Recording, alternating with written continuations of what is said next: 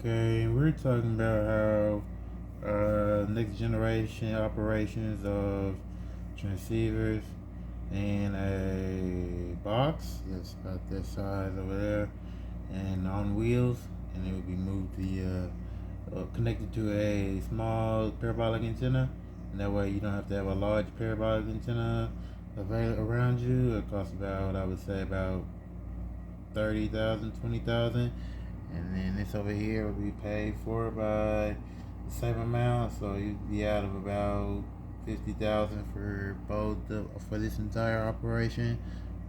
Pretty easy to get started to make that. Just a transceiver right over there in the box, and can be outside with the transceiver, your small parabolic antenna, and you could have that anywhere you want to go take it at. You didn't have to have it nearby.